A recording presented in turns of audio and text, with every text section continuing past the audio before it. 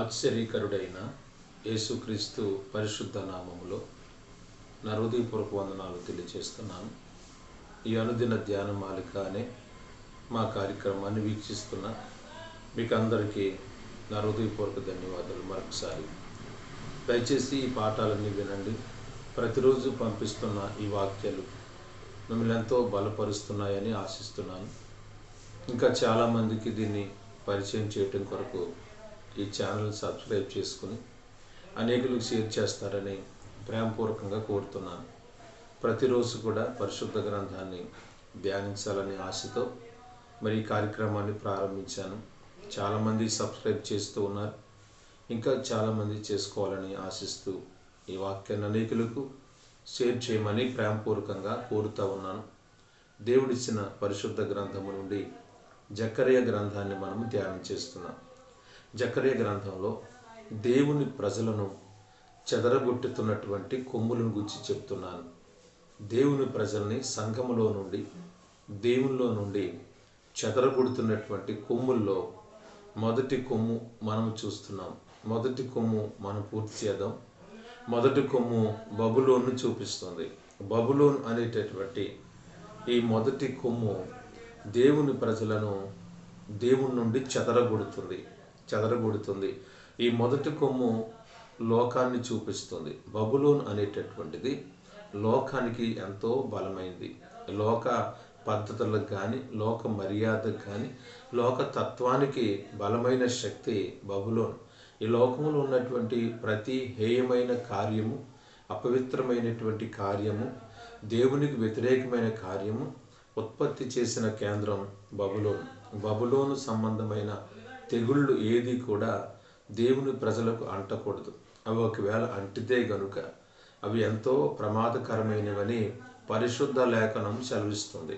పరిశుద్ధ గ్రంథాన్ని వింటున్న నా ప్రియమైన సహోదరులారా, దయచేసి దేవుని వాక్యాన్ని మీరు అంగీకరించాలని ప్రేమపూర్వకంగా మీకు తెలియచేస్తా ఉన్నాను. ఎందుకంటే దేవుడిచ్చేటటువంటి ఈ వాక్య భాగాలలో మరి ఇజ్రాయేలు వారిని అనగా దేవుని ప్రజలను చెదరగొట్టేటటువంటి కొమ్ములు.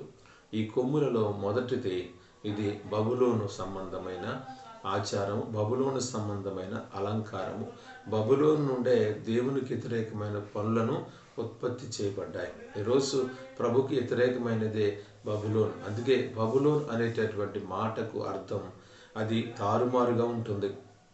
ప్రభువు చెప్పిన దానికి వ్యతిరేకంగా చేయడమే బబులోను యొక్క ఉద్దేశం. ఒకవేళ మీరు కూడా దాన్ని అనుసరించి వారైతే మీరు దేవునికి బహుశా శత్రువులు కావచ్చు, దేవునికి వ్యతిరేకంగా మీరు కావచ్చేమో.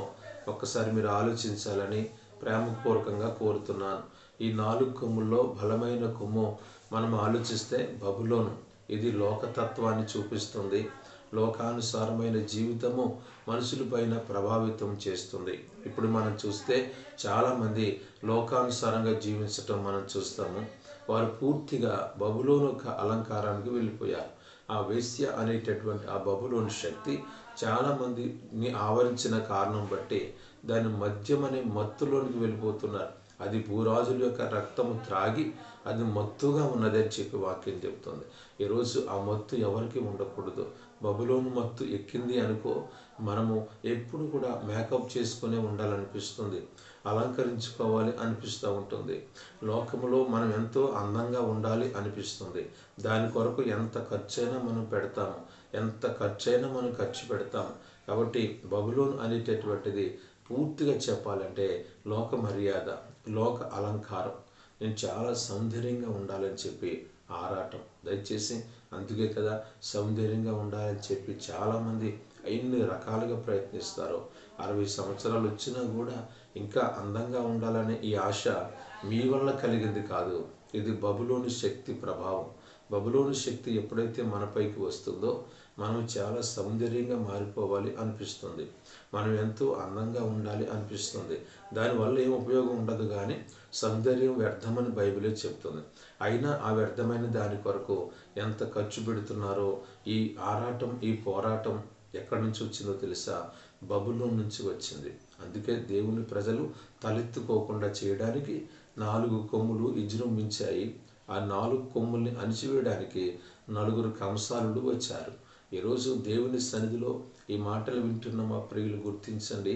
మీరు ఆ 4 కొమ్ములను జయించాలంటే తప్పకుండా మీరు శక్తివంతులు కావాలి. ఇప్పటికే చాలామందిని అవి దేవుని సన్నిధి నుండి తరిమేశాయి, వారిని చెదరగొట్టేశాయి, దేవుని సన్నిధికి దూరం అయిపోయారు. బబులోను అలంకారం చేత అలంకరించబడిన ప్రతి ఒక్కరూ దేవుని సన్నిధిలో కూలిపోతారు. దేవుని వాక్యం సెలవిస్తుంది.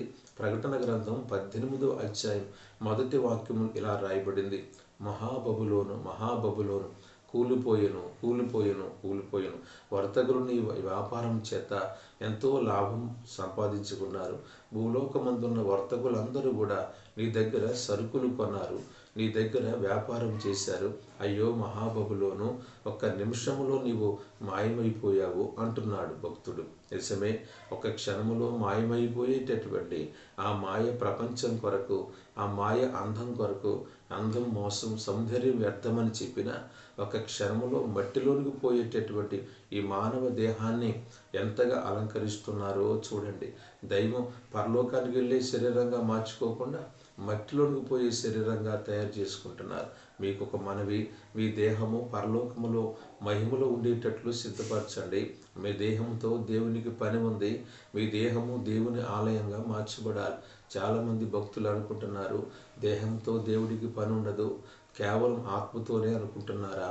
లేదు, మీ దేహము సజీవంగా మార్చబడాలి, జీవం కలిగిన శరీరంగా మార్చబడాలి. ఎందుకంటే మీ దేహము దేవునికి ఆలయంగా మార్చబడాలి. మీ దేహం కూడా దేవుడికి కావాలి. తెస్సలోనిక పత్రిక 1వ పత్రిక 5వ అధ్యాయం 23వ వాక్యం చెప్తుంది. ప్రభువు రాకడకు మీ ప్రాణాత్మ శరీరములను నిందారహితంగా మార్చండి. మృతులేని శరీరంగా మార్చు. మరణానికి సిద్ధపరచవద్దు శరీరాన్ని. మరణానికి సిద్ధపరుస్తున్నావు అంటే బబులోని యొక్క అలంకారం చేసుకోవటమే.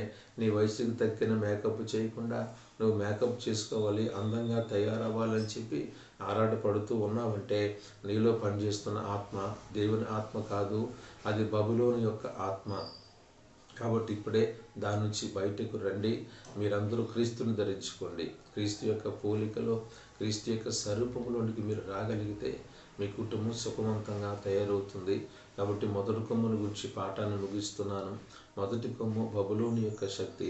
అది లోక తత్వాన్ని చూపిస్తుంది, లోకాన్ని చూపిస్తుంది. ఈ లోకములో ఉన్నదంతయు కూడా శరీరాశయు, నేత్రాశయు, జీవడంబము, ఇవి తండ్రి వల్ల కలిగినవి కావు. వీటిని అనుసరించకూడదు క్రైస్తవులు, వీటికి బలి కాకూడదు క్రైస్తవుడు. ప్రతి ఒక్కడు కూడా శరీర తత్వాన్ని జయించాలి, శరీర కోరికలను, శరీరపు ఆశలను జయించాలి. కాబట్టి బబులోను అనేటువంటిది లోకపు శక్తి, లోకానికి బలాన్ని ఇచ్చింది. లోకములో అనేకమైన పద్ధతులను నింపినటువంటిది బబులోన్. దీంట్లో ఎన్నో సాంప్రదాయాలు, ఎన్నో మూఢాచారాలు, ఎన్నెన్నో పుట్టించినటువంటి శక్తి బబులోనుకు ఉంది. కనుక బబులోను కూలిపోయెను అని చెప్పి ప్రవక్త చెప్తున్నారు. ఒక్క నిమిషంలో అది మాయమైపోయింది ఆ మహాపట్టణం అని రాయబడింది. కాబట్టి లయమైపోయే పట్టణం కోసం సిద్ధపడతావో, శాశ్వతం ఉండేటటువంటి పరలోకం కోసం సిద్ధపడతావో ఆలోచించుకోవాలని మా ప్రియులకు తెలియజేస్తున్నాను. ఈ పాఠం ద్వారా మీ దయచేసి మారు మనసు పొంది మీ దేహమును సజీవ యాగంగా ప్రభువునకు సమర్పించుకొని ప్రభు యొక్క గుర్తులను, క్రీస్తు యొక్క ముద్రలను మీరు ధరించుకొని పౌలు వలె జీవించాలని ఆశిస్తున్నాము. కాబట్టి ఇప్పటి వరకు ఒకవేళ తెలుసో తెలియకో లోకానుసారంగా నువ్వు చర్చికి వెళ్తున్నప్పటికీ కూడా నీవు బయలుకు ఆరాధించేటట్లుగా శృంగారించుకుని ఒకవేళ మందిరానికి వెళ్ళే అలవాటు నీకు ఉంటే ఆ అలవాటు మార్చుకోమని వాక్యాన్ని బట్టి హెచ్చరిక చేస్తున్నాము. ఎందుకంటే దేవుని మందిరానికి వచ్చేటప్పుడు దైవభక్తి కలిగిన స్త్రీల వలె రావాలి, కానీ బయలునకు ఆరాధించడానికి వెళ్ళేటట్లుగా మీరు శృంగారించుకోకూడదు. యోషియా గ్రంథం 2వ అధ్యాయం 13వ వచనం ఇలా సెలవిస్తుంది. అది నన్ను మరచిపోయి నగలు పెట్టుకుని శృంగారించుకుని బయలుదేవతకు ధూపం వేయటానికి వెళ్తుంది అని. నువ్వు ఆరాధించడానికి వెళ్తున్నావు కదా, నువ్వు సృష్టికర్తను ఆరాధించడానికి వెళ్తున్నావా, లేక బయలును ఆరాధించడానికి వెళ్తున్నావా? బయలును ఆరాధించడానికి వెళ్తే నువ్వు అలంకరించుకుని వెళ్ళాలి. సృష్టికర్తను ఆరాధించడానికి వెళ్తే క్రీస్తును ధరించుకుని వెళ్ళాలి. క్రీస్తును ధరించుకోవటం అంటే సొగసు స్వరూపం లేనటువంటి ఆయన గుణలక్షణాలను, ఆయన స్వరూప లక్షణాలను ధరించుకుని ఆరాధన స్థలానికి వెళ్తున్న ప్రతి విశ్వాసి దేవుని కోసమే వెళ్తుంది.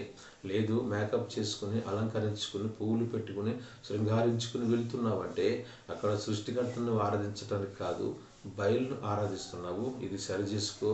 ఇది మంచిది కాదు. నువ్వు దేవుని మందిరానికి పోతున్నప్పుడు నీ ప్రవర్తన జాగ్రత్తగా చూసుకో. నీవు దేవుని ఆలయానికి వెళ్తున్నప్పుడు నీ అలంకారాన్ని కూడా చూసుకో. బైబిల్ చెప్తుంది, మీరు దైవభక్తి కలిగిన స్త్రీలు అలంకరించుకున్నట్లుగా మీరు అలంకరించుకోవాలి తప్ప మీకు ఇష్టం వచ్చిన అలంకారం చేసుకుని, లోక మర్యాద, లోక అలంకారాన్ని ధరించుకుని, బబులోను అలంకారం ధరించుకుని ఆరాధన స్థానానికి వెళ్ళటం మీకు మంచిది కాదు. అది శ్రేయస్కరం, ఆశీర్వాదకరం కాదు. కాబట్టి ప్రతి ఒక్కరూ క్రీస్తుని ధరించుకుని ఆత్మతో సత్యముతో ఆరాధించే కృప పొందాలని ఈ పాఠం ద్వారా మీకు తెలియజేస్తున్నాం. ఈ 4 కొమ్ముల ఉద్దేశం ఏంటంటే దేవుని ప్రజల్ని చెదరగొట్టాలి, ప్రభు సంఘం నుంచి చెదరగొట్టాలి, దేవునిలోంచి పూర్తిగా చెదరగొట్టాలని అవి విజృంభిస్తున్నాయి. వాటికి మీరు దొరకొద్దు. వాటిని జయించి క్రీస్తులోనికి వచ్చి, క్రీస్తు సుగుణాల సంపన్నుడు గనుక ఆయన గుణలక్షణాలు ధరించుకుని ఆయన గుణాతిశయములు ప్రచురించు నిమిత్తమై ప్రత్యేకించబడి లోక మర్యాదను అనుసరింపగా, లోకములో ఉన్నటువంటి వాటిని ప్రేమించగా క్రీస్తు సారూప్యములోనికి మీరు రండి. అట్టి దైవ కృప ఈ పాట వింటున్న మా ప్రియులకు దేవుడు దయచేయను గాక.